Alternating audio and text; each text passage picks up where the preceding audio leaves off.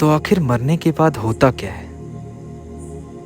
क्या हम तब भी जिंदा रहते हैं, बस हमारे पास ये शरीर नहीं होता? क्या हमें मरने के बाद दर्द होता है? क्या हम कोई नई दुनिया में जाते हैं? आज ऐसे ही कुछ बातें मैं आपका होस्ट शुभम श्री अजीबोगरीब पॉडकास्ट में। मरने के बाद क्या होता है, ये जानने के लिए आपको बहुत सोचना पड़ेगा, क्योंकि जीते जी हम बहुत सारी चीजें जान सकते हैं, समझ सकते हैं, पर मरने के बाद क्या होता है किसी को नहीं मालूम, क्योंकि कोई हमें बता नहीं सकता। कुछ ऐसे लोग भी हैं जो मर कर जिंदा हो जाते हैं। कहने का अर्थात यह है, कुछ ऐसे लोग हैं जो कुछ सेकंड्स के लिए मरते हैं और वापस जिंदा हो जाते हैं। उनका कुछ अलग कहना है, हमारे पुराने टेक्स्ट बुक्स का अलग कहना है, कुछ महान लोगों का अलग कहना है, कुछ रिसर्चर्स का अलग कहना है, सबका अलग कहना है। आप क्या सोचते हो, क्या सही है और क्या गलत? हो सकता है हम मरने के बाद कभी उठते ही ना हो सकता है दूसरी दुनिया हो ही ना,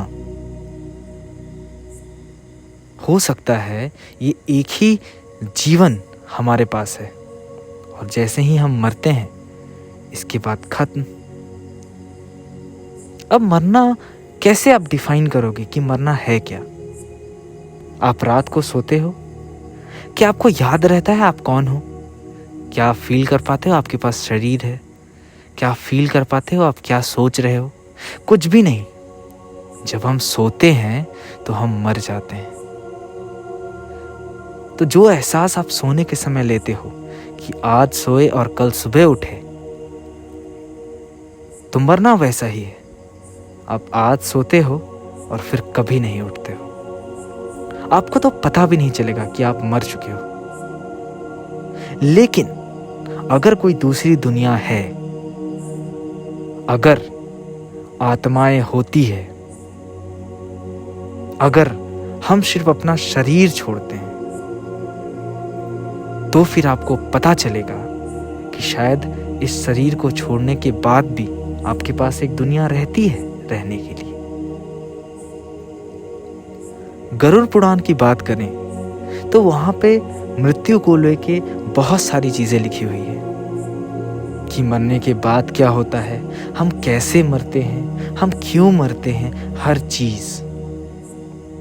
उसमें से कुछ बातें आज मैं आपके साथ डिस्कस करना चाहता हूं, क्योंकि ये सवाल बहुत पेचीदा है कि मरने के बाद होता क्या है, हम मरते ही क्यों हैं? क्या हमारा सिर्फ शरीर मरता है? हो सकता है हमारा सिर्फ शरीर मरता हो, क्यों नहीं हो सकता? आपको लगता है पूरे ब्रह्मांड में हम बस एक ही दुनिया है और कुछ भी नहीं? हो सकता है कुछ और भी हो। गरुड़ पुराण कहता है कि हम मरने के बाद अपने शरीर से अपनी आत्मा को छोड़ देते हैं। हमारा आत्मा हमारा शरीर छोड़ देता है और दूसरे लक्ष्य की ओर बढ़ जाता है।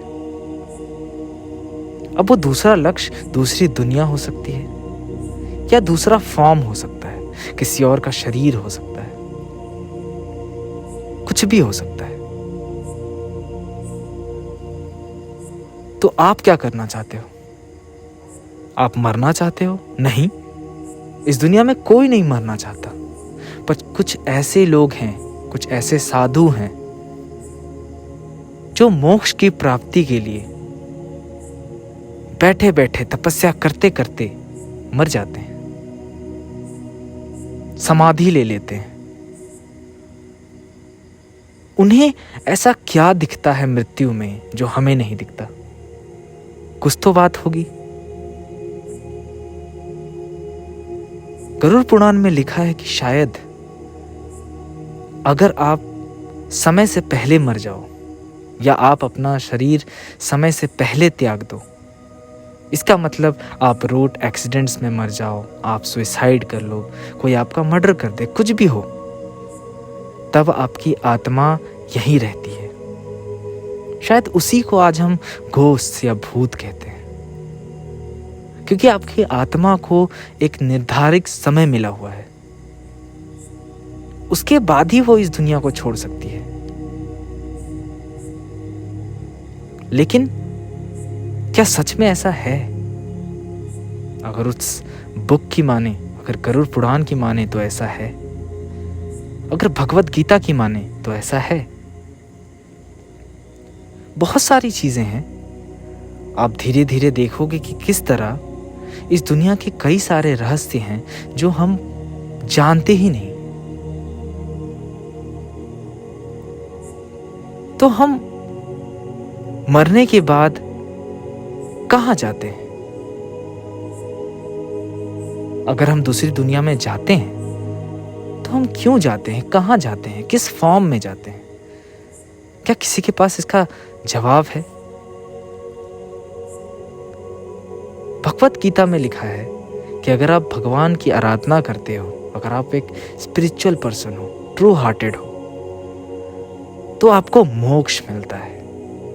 मोक्ष का मतलब कि आप ये जो जन्म ले रहे हो और मर रहे हो, जन्म ले रहे हो और मर रहे हो, इस साइकिल से आपको फ्रीडम मिलता है और आप सीधा भगवान के पास जाके बैठते हो, भगवान की नगरी में जाके बैठते हो। आप एक ऐसे दुनिया में जाके बैठते हो जहां देवता रहते हैं। लेकिन अगर आप ऐसा नहीं करते या आपके कर्म अच्छे नहीं हैं, तो आपको ये साइकिल में वापस आना पड़ेगा। चाहे आप कितनी बार भी मर जाओ, आपको वापस जन्म लेना पड़ेगा और इस शरीर को भोगना पड़ेगा, इसके कष्ट, इसके सुख, सब कुछ। तो मोक्ष पाने का एक ही तरीका है, अगर आप भगवान की आराधना करो तो। आप अपने साथ कोई भी गलत काम या कोई भी कर्मा नहीं लेके जा सकते। आपको मोक्ष पाने के लिए कुछ भी साथ नहीं रखना होगा, कोई भी कार्मिक मेमोरी आपको साथ नहीं रखनी होगी। तो जो कार्मिक मेमोरी हम अपने प्रीवियस लाइफ से लेके आते हैं, वो आपको इस जीवन में भोगना होगा और साथ ही आपको इस जीवन में अच्छे कर्मा बनाने होंगे, तब जाके आपको मोक्ष प्राप्त होगा और तब जाके शायद आप कहीं भगवान के साथ रह पाएंगे और आपको इस चक्रव्यूह से, इस साइकिल से आजादी मिलेगी। करने को तो बहुत कुछ कर सकते हैं। कुछ लोग हैं जो रोज पूजा पाठ करते हैं, क्या उनको मोक्ष मिलेगा?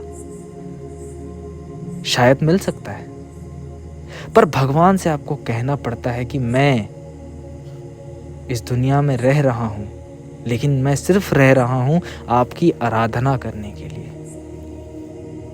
सिर्फ पूजा पाठ करने से कुछ नहीं होगा, आपको अपनी थैली अच्छे कर्मों से भरनी पड़ेगी। आपको ऐसा बनना पड़ेगा कि भगवान कहे कि हाँ, अब तुम मेरे पास आने के लायक बन चुके हो। और जो लोग ऐसा नहीं कर पाते, उनकी आत्मा शायद दुनिया में भटकती रहती है, एक नए शरीर के तलाश में, एक नए फॉर्म के तलाश में, एक नए जीवन के तलाश में, और वो साइकिल में फंस जाते हैं। आप कोशिश करते रहो, आप अपने कार्मिक मेमोरीज को बार बार लिव करते रहोगे, आपको जीना पड़ेगा बार बार। आज कुछ ऐसे अच्छे लोग हैं, आज हम दुनिया में ये बातें सुनते हैं कि अच्छे लोगों के साथ बुरा क्यों होता है। ये अच्छे लोग शायद कुछ बुरे मेमोरीज, अपने कार्मिक मेमोरीज पुराने जीवन से लेके आए हैं, इसलिए उनके साथ आज अच्छा नहीं हो रहा। तो बहुत सारा प्रभाव हमारे पुराने जीवन का हमारे ऊपर रहता है। इसलिए लोग कहते हैं अच्छे कर्म करो, उसका फल आपको जरूर मिलेगा। इस जीवन में ना मिले तो अगले जीवन में मिलेगा। इस जीवन में अगर आप कुछ पाप करते हो तो आपको समझ नहीं आएगा, लेकिन आप बहुत बुरी जगह फंस जाओगे। हो सकता है जब आप ये शरीर छोड़ो तो आप आत्मा बन के इस जगह पे घूमते रहो। आप देखते रहो कि किस तरह लोग आपका रिस्पेक्ट नहीं कर रहे हैं, किस तरह वो आपको परेशान करते हैं, आपके घर वालों को परेशान करते हैं, लेकिन आप कुछ नहीं कर सकते। आपको भूख लगेगी पर आप खा नहीं सकते, आपको नींद आएगी पर आप सो नहीं सकते। वो बहुत दर्दनाक जिंदगी होती है। इससे अच्छा आज इस जीवित अवस्था में हम कुछ अच्छे काम कर सकते हैं, कुछ पुण्य जमा कर सकते हैं। और ये सारे काम, ये सारे आराधनाएं, ये पूजा, ये पाठ, ये सब कुछ दिल से होना चाहिए, अंदर से होना चाहिए, सच भाव से होना चाहिए। अगर इसमें थोड़ा सा भी नेगेटिव आप सोचोगे तो वो सही नहीं होगा। आपको 100% डेडिकेशन देना होगा इस चीज़ को, तब शायद आप जान पाओ कि मरने के बाद क्या होता है। क्योंकि तब आप समझ पाओगे जब आप इस चक्रव्यूह से बाहर जाओगे। बहुत सारे काम हैं, हम अपने लाइफ में बहुत सारे काम तो कर ही रहे हैं। हमें जन्म लेना है, हमें पढ़ाई करनी है, हमें खाना खाना है, हमें शादी करनी है, हमें अपना करियर बनाना है, हमें बहुत सारी चीज़ करनी है और वो हम कर ही रहे हैं, इस सोसाइटी में जी रहे हैं। पर क्या इतना ही काफ़ी है एक सुकून भरी मौत के लिए? शायद नहीं। इसके लिए हमारे लिए साधना बनाई गई है, पूजा पाठ बनाया गया है, इसके लिए हमारे लिए स्पिरिचुअलिटी बनाई गई है। तो जो आप कर रहे हो, जो अच्छे काम आप कर रहे हो, वो आप करते रहो, लेकिन साथ में थोड़ी सी साधना, थोड़ी सी स्पिरिचुअलिटी अपने अंदर ले आओ और आपको मोक्ष की प्राप्ति होगी। तब आप जान पाओगे कि मरने का मतलब क्या है या मरने के बाद होता क्या है। आज के लिए बस इतना ही। मैं आपसे नेक्स्ट वीडियो में मिलता हूँ। Till then keep thinking.